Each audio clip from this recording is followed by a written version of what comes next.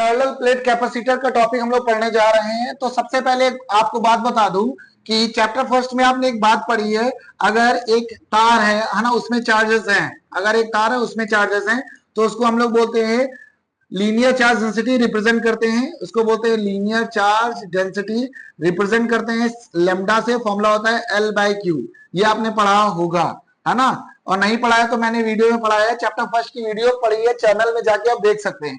एक होती है सरफेस चार्ज डेंसिटी, और अगर किसी सरफेस के ऊपर चार्जेस ऐसे बैठे हैं तो उसको हम लोग बोलते हैं सिग्मा से रिप्रेजेंट करते हैं, और फॉर्मूला होता है आपका Q बाय A।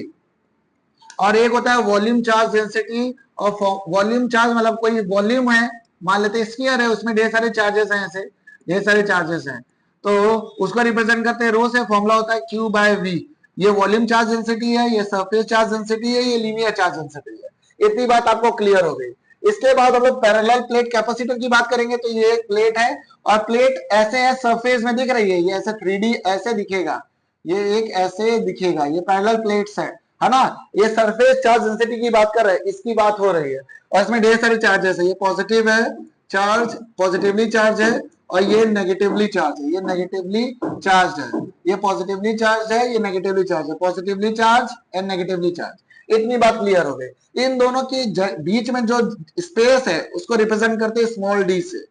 दो कैपेसिटर्स के बीच में जो स्पेस होता है उसको रिप्रेजेंट करते हैं स्मॉल डी से, है ना। इतनी बात आपको क्लियर। इसके बाद अगर आप बात करोगे कि बाहर इलेक्ट्रिक फील्ड कितनी होती है, तो हम मान लेते हैं इस पॉइंट पर हमें इलेक्ट्रिक फील्ड निकालनी है, तो फॉर्मूला हो जाएगा आपका सिग्मा अपॉन 2 एप्सिलॉन नॉट। अगर आप माइनस की वजह से निकालना चाहते हो तो यहां पर फॉर्मूला हो जाएगा माइनस का सिग्मा अपॉन 2 एप्सिलॉन नॉट। अगर आप नेट इलेक्ट्रिक फील्ड निकालना चाहते हो आउटसाइड, आउटसाइड निकालना चाहते हो कैपेसिटर्स की वजह से, तो भैया पॉजिटिव की वजह से निकाल लो और नेगेटिव की वजह से निकाल लो, और दोनों स्वाहा कर दो, तो सिग्मा अपॉन 2 एप्सिलॉन नॉट, और ये माइनस का हो जाएगा सिग्मा अपॉन 2 एप्सिलॉन नॉट। ये कट जाएगा, तो आउटसाइड हमेशा इलेक्ट्रिक फील्ड जीरो होती है। ये बात आपको अपने फेफड़ा, गुर्दा, लंग्स सब जगह छाप के रख लेनी है। दो अगर कैपेसिटर्स है, parallel plate capacitor, outside electric field check करोगे तो जीरो आएगा। ये बात आपको हमेशा के लिए याद कर लेनी है। इसके बाद आप बात करोगे आगे की, है ना, इसको कोने में पहुंचा देते हैं। इसके बाद आगे की बात करोगे, अगर हमें इलेक्ट्रिक फील्ड अंदर चाहिए, मान लो पी पॉइंट पे इलेक्ट्रिक फील्ड चाहिए इनसाइड, अगर इनसाइड की बात करें तो इनसाइड में हो जाएगा सिग्मा अपॉन 2 एप्सिलॉन नॉट। ये पॉजिटिव की वजह से, नेगेटिव की वजह से भी हो जाएगा सिग्मा अपॉन 2 एप्सिलॉन नॉट, है ना। और आपको मैं मेन कॉन्सेप्ट बता रहा हूं, है ना, क्विक रिवीजन पे है, तो हो जाएगा 2 सिग्मा अपॉन 2 एप्सिलॉन नॉट। 2 से 2 कट जाएगा तो इनसाइड इलेक्ट्रिक फील्ड हो जाएगी, इनसाइड इलेक्ट्रिक फील्ड हो जाएगी आपकी सिग्मा अपॉन एप्सिलॉन नॉट। इतनी बात आपको समझ में आ गई, है ना। अब बताओ कैपेसिटेंस का फॉर्मूला क्या होता है। तो भैया कैपेसिटेंस का फॉर्मूला हमने पढ़ा है, क्या होता है, C is equal to Q by V. Capacitance का फॉर्मूला पढ़ा है C is equal to Q by V. इतना बात पता चल गई आपको। अब ये बताओ कि Q तो भैया Q है, अच्छा बताओ V का फॉर्मूला क्या होता है। तो V का फॉर्मूला होता है V is equal to ED, है ना। ये कहां से निकाला, ये इक्विपोटेंशियल सरफेस के बाद मैंने जो टॉपिक पढ़ाया था पोटेंशियल ग्रेडियंट, उसमें बताया था मैंने, V की जगह आ जाएगा ED।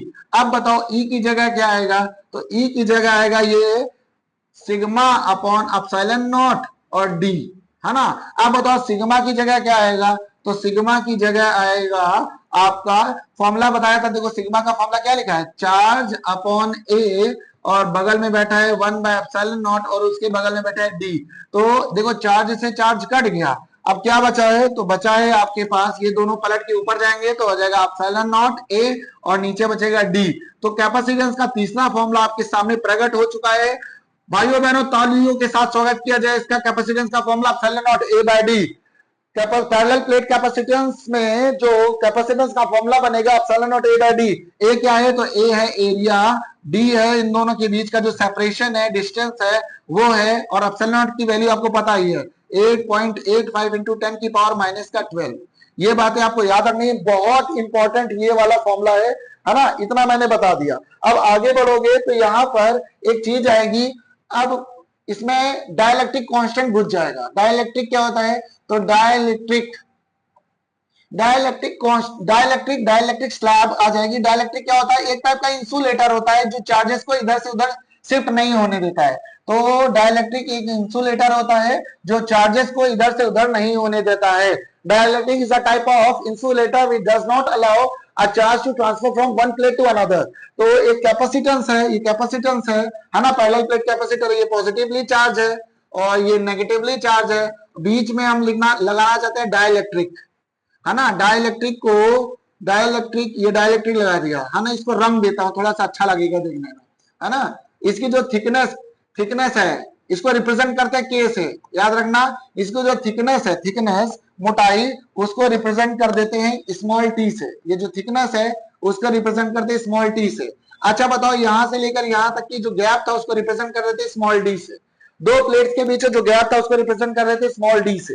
अब अगर हम चाहें तो एक काम करें आपको समझाने के लिए, है ना, हम इसको सिलेक्ट कर लेते हैं। सिलेक्ट करने के बाद यहाँ किनारे लगा देते हैं ऐसे, ताकि कोई प्रॉब्लम ना हो। अच्छा अब बताओ, यहाँ पर एक पोटेंशियल बनेगा, इस जगह पर, ये खाली जगह है भैया, ये खाली जगह पर यहाँ पे एक पोटेंशियल बनेगा, है ना। ये एक पोटेंशियल बनेगा और एक पोटेंशियल डाइलेक्ट्रिक स्लैब का है, ये वाला है ना। तो दो पोटेंशियल बनेंगे। फॉर्मूला क्या होता है कैपेसिटेंस का? तो फॉर्मूला पढ़ा है आपने C is equal to Q by V। लेकिन पोटेंशियल कितने हैं इस बार? तो पोटेंशियल है दो ठिया, एक है कोई मीडियम नहीं है V1 और दूसरा है डाइलेक्ट्रिक है तो V2। दो फॉर्मूले बन गए, है ना, V1 अपॉन V2। V1 की वैल्यू अगर निकालना चाहे तो V1 का फॉर्मूला होता है ED, V1 का फॉर्मूला होता है ED। बताओ E का फॉर्मूला बनाना चाहे तो सिग्मा अपॉन एप्सिलॉन नॉट होता है इलेक्ट्रिक फील्ड इनसाइड द, अगर बात करें तो ये बच जाएगा sigma upon epsilon not, sigma upon epsilon not, है ना। इतना हो गया। अब अगर यहां से गैप की बात करें, जो पिंक वाला कलर आपको दिख रहा है, ये वाला जो कलर दिख रहा है, इसकी थिकनेस की बात करें, बताओ थिकनेस कितनी होगी? तो भैया पूरी तो है नहीं, आपको ये टी माइनस करना पड़ेगा। ये जो टी है वो माइनस करना पड़ेगा, ये जो टी है वो माइनस करना पड़ेगा। क्यों? क्योंकि आपको पीला वाला या पिंक वाला निकालना है, तो डी माइनस टी। तो यहाँ पर लिख देते हैं थिकनेस कितनी हो जाएगी? तो थिकनेस हो जाएगी डी माइनस टी, थिकनेस हो जाएगी डी माइनस टी। इतनी बात क्लियर हो गई। अगर हमें V2 निकालना है तो फॉर्मूला वही बन जाएगा इलेक्ट्रिक फील्ड और डी। V2 बनाना है तो इलेक्ट्रिक फील्ड का formula sigma upon epsilon not, लेकिन इस बार के आएगा क्योंकि डाइलेक्ट्रिक स्लैब लगाएगा तो मीडियम चेंज हुआ है, के आ जाएगा। थिकनेस कितनी है? थिकनेस है स्मॉल टी। ये आपको V2 पता चल गया, ये आपको V1 पता चल गया। अब चलते हैं फॉर्मूला रख देते हैं।